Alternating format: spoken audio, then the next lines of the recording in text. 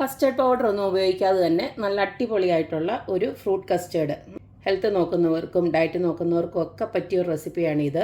അപ്പോൾ നമുക്ക് ഈ ഒരു ഹെൽത്തി ആയിട്ടുള്ള ഫ്രൂട്ട് കസ്റ്റേർഡ് എങ്ങനെയാണ് ഉണ്ടാക്കുന്നതെന്ന് നോക്കിയിട്ട് വരാം.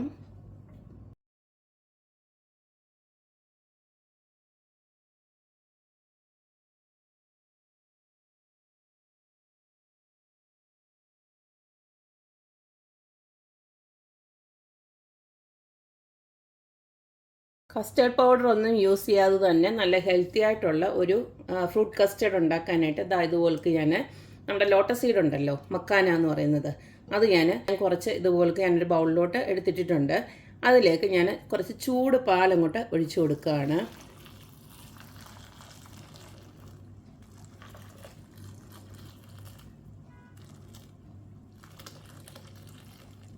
ഇനി ഇതിലേക്ക് കുറച്ച് ഞാൻ കുതിർത്ത് വെച്ചിരുന്നതാണ് കുറച്ച് അണ്ടിപ്പരിപ്പും അതുപോലെ തന്നെ തൊലി കളഞ്ഞിട്ടുള്ള ബദാം പരിപ്പുണ്ടല്ലോ, ഇത് രണ്ടും കൂടെ ഞാൻ കുറച്ചിട്ട് കൊടുക്കുകയാണ്.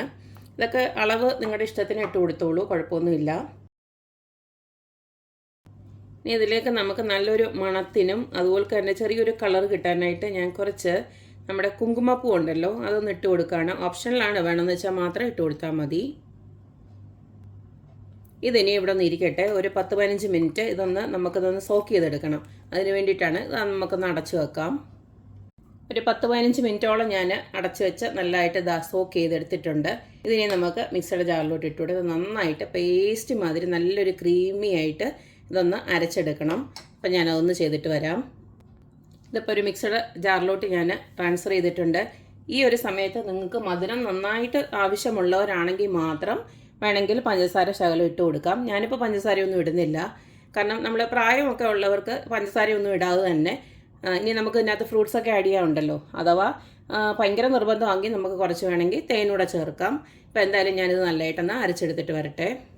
ഇപ്പം ഞാൻ ഈ ഒരു രീതിയിൽ നല്ലതായിട്ട് അരച്ചെടുത്തിട്ടുണ്ട്. നല്ല ക്രീം മാതിരി വന്നിട്ടുണ്ട്, കണ്ടില്ലേ? ഈ ഒരു പരുവത്തിൽ വന്നിട്ടുണ്ട്. ഇനി നമുക്ക് അടുത്ത പരിപാടി എന്ന് പറഞ്ഞാൽ, ഇനി നമ്മൾ ഇതുപോലൊരു ബൗൾ എടുത്തിട്ടുണ്ട്. അതിലേക്ക് നമുക്ക് ഇഷ്ടമുള്ള എല്ലാ ഫ്രൂട്ട്സും നമുക്ക് ആഡ് ചെയ്യാം. ഞാനിപ്പോൾ ആദ്യമായിട്ട് ഇതിനകത്ത് ഇട്ട് കൊടുക്കുന്നത് ഇതുപോലക്ക് 2 രീതിയിലുള്ള ഗ്രേപ്സ് ഞാൻ അരിഞ്ഞു വെച്ചിട്ടുണ്ട്.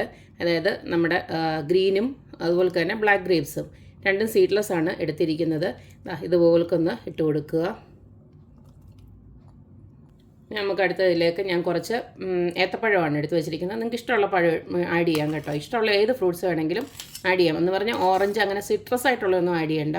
പുളിപ്പും അങ്ങനെയുള്ളത് വേണ്ട, പാലല്ലേ നമ്മൾ ഇട്ട് കൊടുത്തേക്കുന്നത്, അതുകൊണ്ട് അത് വേണ്ട. അതുപോലെ തന്നെ ആപ്പിളും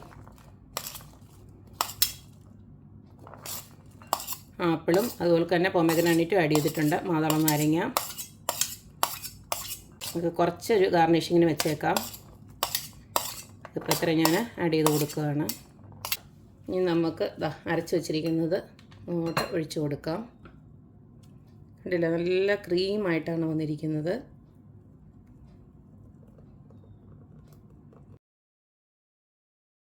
ഇപ്പം നമ്മളെല്ലാം നല്ലതായിട്ടൊന്ന് മിക്സ് ചെയ്ത് എടുത്ത് വെച്ചിട്ടുണ്ട്. ഇതിനി നമുക്കൊന്ന് ഫ്രിഡ്ജിനകത്ത് 1 മണിക്കൂറെങ്കിലും ഒന്ന് തണുക്കാൻ വെക്കണം.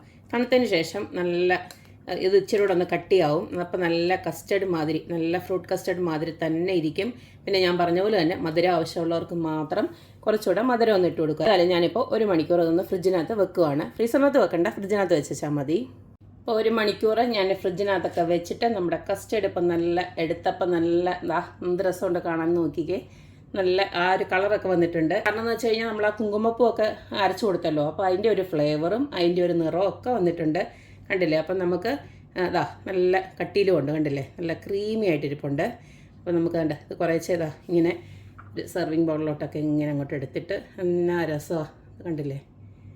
ഇങ്ങനെ എടുത്ത് സെർവ് ചെയ്ത് കഴിഞ്ഞാൽ തന്നെ എല്ലാവരും ഞെട്ടും. ഒരു കസ്റ്റേർഡും വേണ്ട, പൗഡറും വേണ്ട, ഇല്ലാണ്ട് തന്നെ നമുക്ക് നല്ല അടിപൊളിയായിട്ടുള്ള ഫ്രൂട്ട് കസ്റ്റേർഡ് ഇതുപോലെ എല്ലാവർക്കും ഉണ്ടാക്കി കൊടുക്കാം. നല്ല ഹെൽത്തി ആയിട്ടുള്ള ഫ്രൂട്ട് കസ്റ്റേർഡ്. പിന്നെ ഞാൻ നേരത്തെ പറഞ്ഞ പോലെ നിങ്ങൾക്ക് മധുരം വേണമെന്നുണ്ടെങ്കിൽ കുറച്ച് തേനോ എല്ലാം നമുക്ക് ഇതിലോട്ട് ഒഴിച്ചു കൊടുത്തിട്ട് കഴിക്കാം. അത്രയേ ഉള്ളൂ. ഇത് ഹെൽത്തി ആയിട്ടൊക്കെ നോക്കുന്നവർക്ക് മധുരമൊന്നും ഇടേണ്ട കാര്യമൊന്നുമില്ല.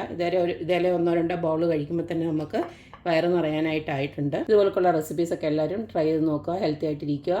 അപ്പോൾ എപ്പോഴും പറയുന്ന പോലെ തന്നെ എൻ്റെ റെസിപ്പീസ് ഇഷ്ടമുള്ള എല്ലാവരും please like, share and subscribe. അപ്പോൾ ഇനി ഒരു അടിപൊളി വീഡിയോ ആയിട്ട് വരുന്നവരേക്കും ബൈ.